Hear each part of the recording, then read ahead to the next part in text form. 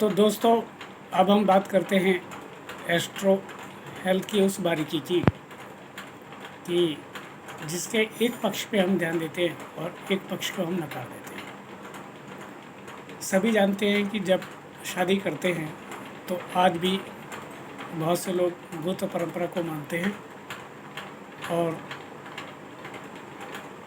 एक ही तरह के गोत्र में शादी नहीं की जाती है, सभी जानते हैं। लड़की को अपने से ऊंचे गोत्र में भेजने की पूरी कोशिश की जाती है, ये भी हम सब जानते हैं। अब इस गोत्र का क्या मतलब हुआ, क्यों ऐसा करते हैं? हम ऐसा इसलिए करते हैं कि गोत्र जो है उससे ये पता चलता है कि अगर किसी एक कुल खानदान में किसी एक तरह की बीमारी या कोई समस्या है तो वो संतान में ना आए, तो इसलिए कई बार गोत्र बदलकर शादी कर दी जाती है। तब भी ये ध्यान रखा जाता है कि गोत्र बहुत ज़्यादा अप एंड डाउन ना हो। अब इस बात को तो हमने मान लिया, देख लिया, समझ लिया कि हेरिडिटी की कोई प्रॉब्लम ना आ जाए, जो एक बच्चे में हो दूसरे बच्चे में ना आए, जो एक पीढ़ी में हो दूसरी पीढ़ी में ना आए।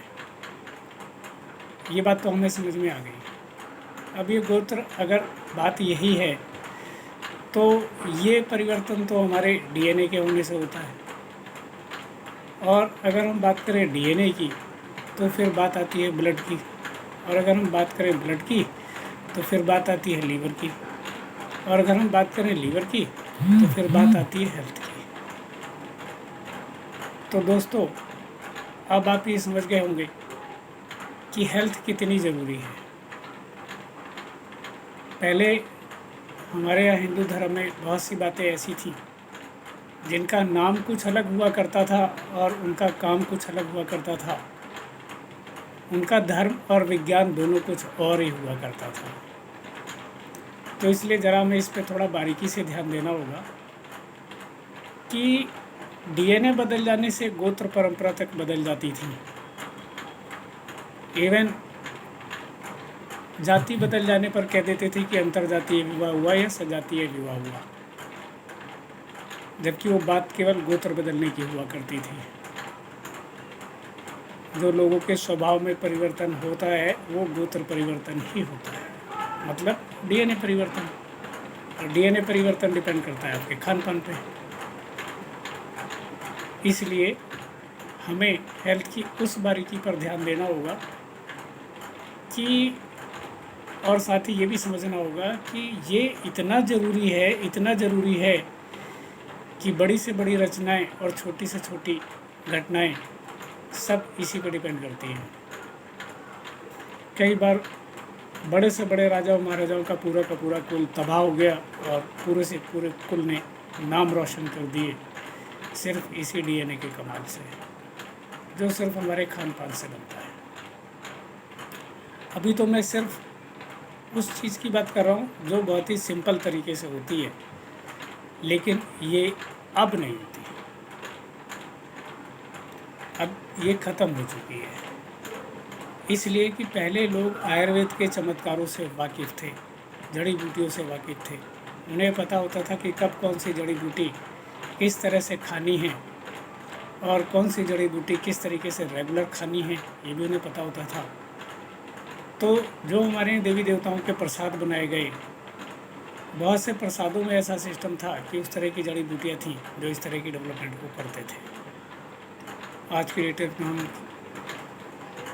इलायची से, मिश्री से, और वो इलायची दाना मीठा वाला होता है, उसी से भगवान को भोग लगा के सोचते हैं कि हमारी ड्यूटी पूरी हो गई। जबकि अब वो प्रसाद जिनमें वो महत्वपूर्ण जड़ी बूटियाँ होती थी, जिनसे हमारे अंदर एक विशेष तरह की शक्ति जन्म लेती थी और हम उतने ताकतवर होते थे जितने की हमें आवश्यकता है साधना, पूजा पाठ और सिद्धि में, आज हम वो परंपरा छोड़ चुके हैं। इसीलिए आज हमें कोरोना काल जैसे काल में इम्यूनिटी पावर ढूंढनी पड़ती है। मैं विज्ञान के विपक्ष में बिल्कुल भी नहीं हूँ, बल्कि मैं तो 100% पक्ष में ही हूँ।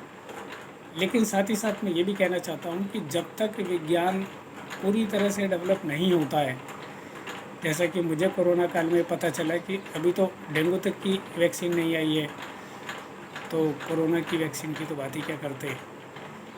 ये मुझे सेकंड वेव आने से पहले पता चला। मेरे एक मित्र हैं, उनके बच्चों को डेंगू हुआ और हॉस्पिटलाइज हुए, तो उन्होंने मुझे बताया कि अभी डेंगू की वैक्सीन नहीं बनी। मैंने कहा तो फिर कोरोना की वैक्सीन बनने में तो अभी टाइम लगेगा ही। अब सबसे बड़ी बात ये आती है कि हमें दोनों चीज़ों को साथ साथ लेकर चलना पड़ेगा, किसी को नज़रअंदाज करना ठीक नहीं। इसलिए मैंने कहा था कि अगर हम हेल्थ की बात करते हैं तो एस्ट्रो हेल्थ केयर के साथ साथ हमें हेल्थ की बात भी करनी पड़ेगी, और अगर हम हेल्थ की बात करते हैं तो हमें आयुर्वेद की बात भी करनी पड़ेगी, और अगर हम आयुर्वेद की बात करते हैं तो हमें उसी मस्ती पर आना पड़ेगा और समझना पड़ेगा कि आयुर्वेद में ऐसा क्या खास है जो हमें मस्ती से जीने का रास्ता दे सकता है। हम क्यों उससे दूर भाग रहे हैं। सबसे मस्त ज्ञान विज्ञान जो है वो आयुर्वेद है। तो इसलिए हमें आयुर्वेद पर एक बार ध्यान ज़रूर देना चाहिए। अगली वीडियो में मैं आपको हेल्थ, स्वास्थ्य और आयुर्वेद के बारे में बताऊंगा। नमस्कार।